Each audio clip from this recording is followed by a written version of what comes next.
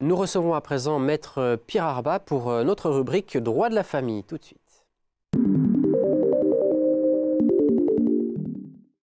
Voilà, à présent, notre spécialiste du droit de la famille nous a rejoint. Bonjour, Maître Pierre Arbat. Bonjour. Alors, avec vous, on parle aujourd'hui de l'autorité parentale. On commence avec la définition de cette autorité. Alors, la notion d'autorité parentale recouvre l'ensemble des droits et obligations qu'ont les parents à l'égard de leurs enfants. L'autorité parentale est toujours exercée dans l'intérêt des enfants. Alors, en 1970, on parlait d'autorité paternelle. Cela signifiait qu'à l'époque, le père était considéré par le droit comme le chef de famille. Depuis la loi de 1970, on parle d'autorité parentale. Cela signifie que ce sont les parents qui assurent ensemble l'éducation, la direction morale et matérielle de la famille. Voilà. Donc les deux parents maintenant sont titulaires de l'autorité parentale. Tout à fait, les deux parents. Alors, pour que ces deux parents exercent l'autorité parentale, il faut qu'il y ait un lien de filiation qui est établi. Alors, dans le cas de figure d'un couple marié, la question ne se pose pas. Couple marié, l'autorité parentale est conjointe. Lorsque le couple n'est pas marié, alors l'autorité parentale est toujours exercée par la maman puisqu'elle apparaît sur l'acte de naissance de l'enfant. Pour que le papa puisse exercer l'autorité parentale, il faut qu'il ait reconnu l'enfant, il faut que le lien de filiation soit donc établi.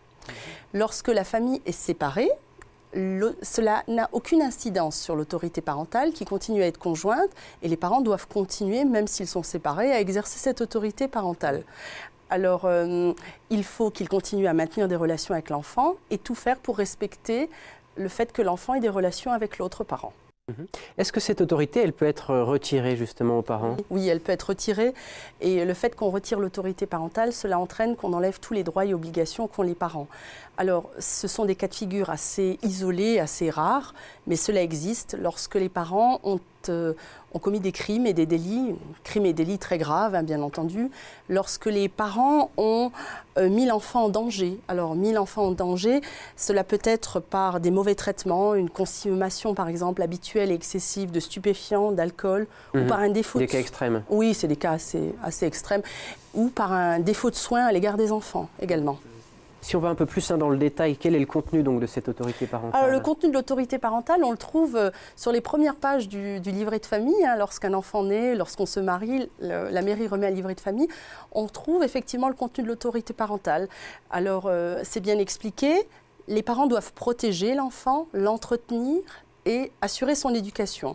Alors, protéger et entretenir, protéger, ça veut dire assurer sa sécurité, sa santé, sa moralité. Ça signifie qu'ils doivent répondre à tous ses besoins matériels et moraux, le nourrir, l'héberger bien entendu, veiller à ses fréquentations, à ses déplacements. Ils doivent également subvenir à ses besoins, hein, bien entendu, ce qui est normal, hein, en fonction de leurs ressources et en fonction des besoins de l'enfant. Ils doivent aussi l'éduquer. Ça signifie qu'ils doivent assumer l'éducation intellectuelle, professionnelle et civique de l'enfant pour lui assurer un bon développement également. Ils doivent faire en sorte qu'il suive l'instruction obligatoire, c'est-à-dire qu'il aille à l'école, sinon il s'expose à des sanctions pénales. Hein. Pour une raison ou pour une autre, si des parents ne peuvent pas exercer cette autorité parentale, comment est-ce que ça se passe? Eh bien, l'autorité parentale sera déléguée. On saisit le juge aux affaires familiales et l'autorité parentale sera déléguée, soit à un autre membre de la famille, soit à l'aide sociale à l'enfance.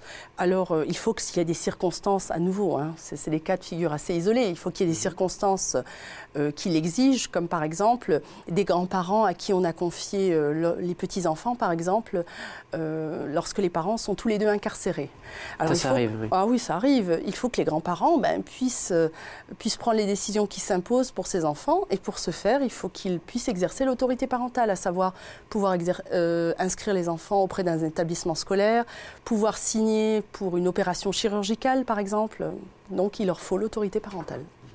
Alors aujourd'hui, il y a beaucoup de familles recomposées. Hein. Ah oui. Comment est-ce que ça se passe? Comment est-ce qu'on partage cette autorité parentale? Alors, l'autorité parentale a justement été réformée le 27 juin 2014. Cette loi du 27 juin 2014 a créé un mandat d'éducation quotidienne pour le beau-parent qui vit avec les enfants de façon stable. Ça veut dire une mère de famille qui a des enfants, qui refait sa vie avec une autre personne, eh bien cette autre personne, maintenant, elle a un certain nombre de droits à l'égard de ses enfants. Elle peut effectuer un certain nombre de démarches pour ses enfants. Alors, il y a quand même beaucoup de familles recomposées en France. Elles sont au nombre de 720 000, ce qui n'est pas rien. Hein, ce qui n'est pas rien. Alors, à présent, l'époux de cette mère de famille ou le concubin, eh bien, il peut conduire les enfants à l'école. Il peut les conduire chez le pédiatre. C'est un véritable mandat qui lui a été confié, un mandat d'éducation quotidienne, c'est-à-dire il prend des décisions au quotidien. Ce ne sont pas des décisions très importantes, mais quand même, je trouve que c'est un grand pas en avant qui a été fait parce que c'est la première fois que la loi, que le droit touche du doigt et reconnaît l'existence d'une famille recomposée.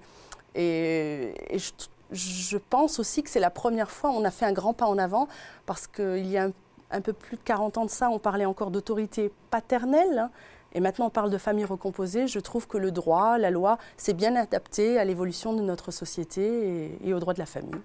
On voit que ça a bien changé. Hein. Voilà, tout à fait. Merci pour ces explications. Je vous en prie, merci à vous. Voilà, c'est bientôt la fin de ce journal. Dans